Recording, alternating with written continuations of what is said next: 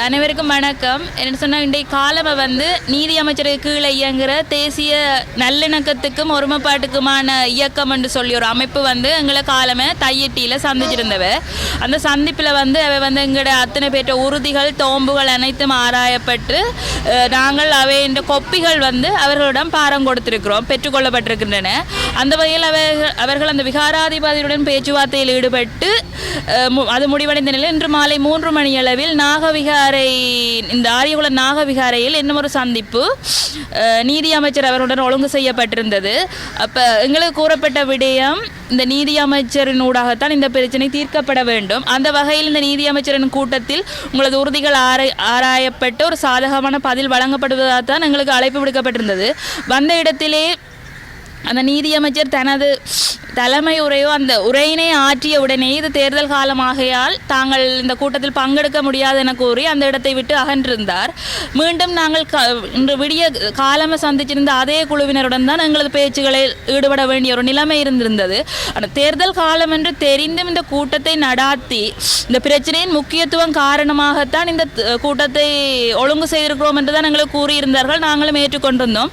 ஆனால் எங்களது பாதிக்கப்பட்ட தரப்பில் இருந்த வேட்பாளர்கள் உள்ளே பாதிக்கப்பட்ட தரப்பில் இருந்தவர்களும் அதே சமயம் அந்த உள்ளூராட்சி தேர்தலில் வேட்பாளர்களாக இருக்கிறவர்களும் உள்ளே வர அனுமதிக்கப்படவில்லை. காலம் நடந்த மீட்டிங்லையும் உள்ளே வர அனுமதிக்கப்படவில்லை. காலம் நடந்தது ஒரு மீட்டிங்கன்றே சொல்ல இல்லாத ஒரு சும்மா ஒரு டிஸ்கஷன் மாதிரி போனால் அந்த இடத்துல கூட அனுமதி மறுக்கப்பட்டிருந்தது. நாங்கள் அந்த சட்ட விதிகளுக்கு அமைவாக நாங்களும் எதிர்ப்பு கூறாமல் விலகி இருந்தோம்.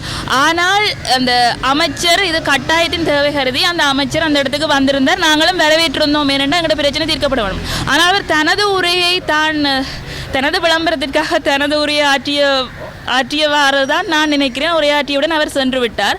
எமது பிரச்சனைகள் எதுவுமே காது கொடுத்து கேட்கவில்லை. அதன் பின் வளமை போன்று மதகுருமார்கள் தலைவர்கள் இவர்கள் எல்லோருடைய போதனைகள் என்று தான் கூற வேண்டும். அன்பு சாந்தி சம்பந்தமாக, விட்டு கொடுப்புகள் சம்பந்தமாக, மற்றவர்கள் மனங்களை உடைக்கக்கூடாது சம்பந்தமான போதனைகள் நமக்கு போதிக்கப்பட்டன.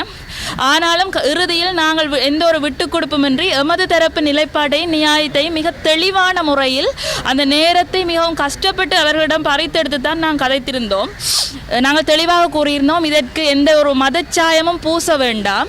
இது ஒரு சட்டவிரோத கட்டடம் தானே ஒழிய இதுக்கு ஒரு மதச்சாயத்தை பூசி மதத்துக்களாலே இந்த பிரச்சனையை கொண்டு ஒரு மத கலவரத்தை தூண்ட வேண்டாம். அதே நேரம் இந்த மத போதனைகளை எம் மீது திணிக்க வேண்டாம். அந்த மத போதனைகளை மீறித்தான் தாங்கள் இந்த விகாரைகளை கட்டியிருக்கிறீர்கள். மத போதனைகளை மீறி இருக்கிறீர்கள். தனி மனித ஒழுக்கத்தை மீறித்தான் இந்த விகாரம் கட்டப்பட்டிருக்கிறது. அந்த இதுகளை நாங்கள் அந்த இடத்துல விரிவாக கூறியிருந்தோம். நமது உறுதிகள் அனைத்தும் சமர்ப்பிக்கப்பட்டிருந்தன.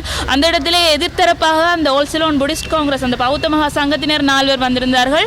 அவர்கள் வாதிட்டார்கள். தம்மத்தை 600 சிங்கள குடிகள் அந்த இடத்திலே வாழ்ந்தவர்கள், அவர்களும் இந்த இடத்தை வாழ கேட்கிறார்கள் என்றும், மற்றது நீங்கள் தெற்கிலே வாழ முடிந்தால் நாங்கள் வடக்கிலே வாழ முடியும் என்ற ஒரு மோட்டு நியாயத்தினையும் அந்த ஒரு கதையினைத்தான் அவர்கள் கூறியிருந்தார்கள். அவர்களுக்கு நாங்கள் கூறியிருந்த விளக்கம், நீயும் இங்கே வரலாம், நானும் அங்கே வரலாம், யாரும் எங்கேயும் இருக்கலாம், யாரும் யாரையும் கும்பிடலாம், ஆனால் எந்த வீட்டுக்குள்ளே அத்துமறி நீ வரதை நான் ஒத்துக்கொள்ள மாட்டேன் என்றதை நாங்கள் மிக தெளிவாக கூறியிருக்கிறோம். அந்த தேசிய நல்லிணக்கத்துக்கும் ஒருமைப்பாட்டுக்குமான இயக்கம் எங்களுக்கு உறுதியளித்திருக்கிறார்கள். தாங்கள் வருகின்ற திங்கட்கிழமையிலிருந்தே வேலை செய்ய தொடங்குகிறோம். இருதரப்பு நியாயங்களையும் பரிசீலித்த பின்னர் எங்களுக்கான தீர்வு ஒன்றும் மிக விரைவில் வழங்க இருக்கிறதாக அவர்கள் எங்களுக்கு கூறியிருக்கிறார்கள். பொறுத்திருந்து பார்ப்போம். இது அவர்களுக்கு வேணுமானால் இது ஒரு முதலாவது கூட்டமாக இருக்கலாம் அந்த தரப்பினருக்கு. ஆனால் இது எங்களுக்கு 10ல் 11 நாங்கள் பார்க்குறோம்.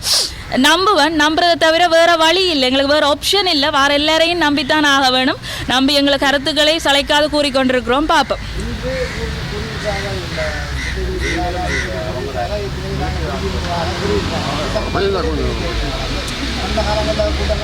எப்ப குடியிருந்தேன் இல்ல, இது விகாராதிபதி கூறையில விகாராதிபதியும் அழுப்பலான பதில்களை கூறியிருந்தவர்கள். மக்கள் நல்லவர்கள், மக்களுக்கு தான் போதனை செய்கிறேன் அப்படியான வளமையான ஒரு பல்லவியில தான் அவர் தன்னோட உரையாற்றியிருந்தார். இது சிங்கள குடிகள் கூறியிருந்தது அந்த பௌத்த மகா சங்கம் என்ற அந்த டீம், அவர் தான் சிங்கள குடி. அவர்களிடம் உறுதிகளை காட்ட சொல்லி நாங்கள் குரல் எழுப்பிய பொழுது, அந்த குழப்பம் விளைவித்த பொழுது அவர்கள் நீங்கள் கோர்ட்ஸுக்கு நீதிமன்றத்துக்கு 7 மண்டா போங்க, நாங்கள் எங்கள்கிட்ட போறதுக்கு சக்தியும் இல்லை பணமும் இல்லை, வேணுமெண்டா உங்கள்கிட்ட உறுதி இருந்தால் நீங்கள் போங்க, நாங்கள் இதை வேறு வழியில் தீர்த்துக்கொள்கிறோம்னு சொல்லி நாங்கள் அவருக்கு பதிலளித்து கொண்டோம். என்னுடைய பேர் திருவரங்கன். நான் காணி உரிமைக்கான மக்கள் கூட்டணியினுடைய ஒரு உறுப்பினரும் யாழ்ப்பாண பல்கலைக்கழகத்தில் விரிவுரையாளராகவும் இருக்கிறேன். இன்றைக்கு இந்த ஒனூர் என்ற அமைப்பு, அதாவது தேசிய ஐக்கியத்திற்கும் நல்லிணக்கத்துக்குமான அலுவலம் என்ற அந்த அமைப்பு, நிதியமைச்சின் கீழே வார அந்த அமைப்பினால் ஒரு கலந்துரையாடல் நாகவிகாரையில் ஏற்பாடு செய்யப்பட்டிருக்குது. தையிட்டியில் இருந்து அங்கே இருக்கின்ற அந்த விகாரை கட்டுப்பட்டதன் காரணமாக காணியில இழந்த மக்களுக்கு நீதி பெற்றுக் கொடுப்பதற்கான ஒரு கலந்துரையாடலாக தான் இது அது நடைபெறுகிறது. அது அந்த பிரச்சனையை எப்படி தீர்க்கிறது என்பது பற்றிய ஒரு கலந்துரையாடலாக இது நடக்குது. இந்த கலந்துரையாடலில் சர்வ மதங்களையும் சேர்ந்த பிரதிநிதிகள் யாழ்ப்பாணத்திலிருந்து பங்கு பெற்றிருக்கிறார்கள். அதே நேரம் அந்த காணியில இழந்த மக்களும் அதில் பங்கு பெற்றிருக்கிறார்கள்.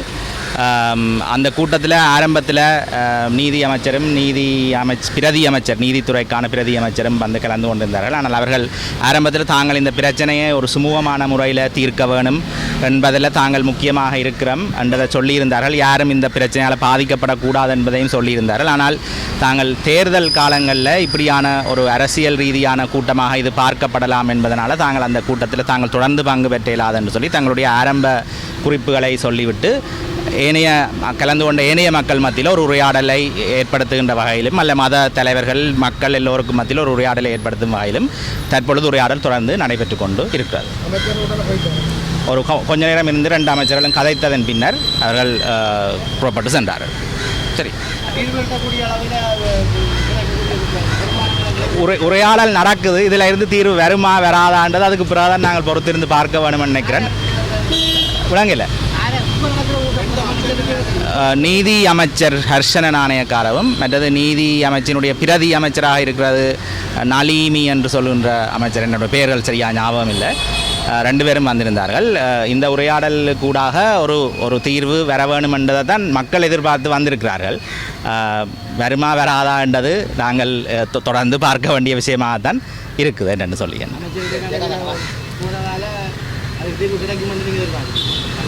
அமைச்சர்கள் போனது போகாதுன்றதுக்கு அப்பால் இதில் அரசாங்கம் எவ்வளவு தூரம் பற்றுறுதியாக இந்த பிரச்சனையை தீர்க்க இருக்கின்றதான் எங்கள்கிட்ட இருக்கிற முக்கியமான கேள்வி. என்ன அரசாங்கம் அப்போ அவர்கள் சொன்ன காரணம் தாங்கள் தொடர்ந்து இதில் இருக்க இல்லாததுக்கு தேர்தல் என்ற காரணத்தை தான் சொன்னவர்கள். அவர்கள் தாங்கள் நீதியை கொடுக்க மறுக்கிறதால இருக்கல என்று சொல்ல இல்லை. ஆனால் என்பிபி அரசாங்கம் பதவிக்கு வந்தும் இந்த பிரச்சனைகள் இலவாக தீர்க்கப்படக்கூடிய பிரச்சனைகள், நீதி எந்த பக்கம் இருக்கின்றதில் எங்கள் எல்லாருக்கும் ஒரு தெளிவு இருக்குது. ஆனால் அதை ஏன் இன்னும் செய்ய முடியாமல் இருக்கிற அந்த அரசியல் வில் அவர்களிடம் இல்லாமல் இருக்குது. அரசியல் என்ன சொல்கிற ஒரு முன்முனைப்பை வைக்க அவர்கள் தயங்குகிறார்கள். அந்த தயக்கத்தோடு இருந்தால் பாதிக்கப்பட்ட மக்களுக்கு நீதி கிடைக்காது. ஆகவே அந்த தயக்கத்தை நீக்கி வெளியில் வர வேணும். அதுக்கு நாங்கள் தொடர்ந்தும் குரல் கொடுக்க வேண்டிய ஒரு தேவை இருக்குது.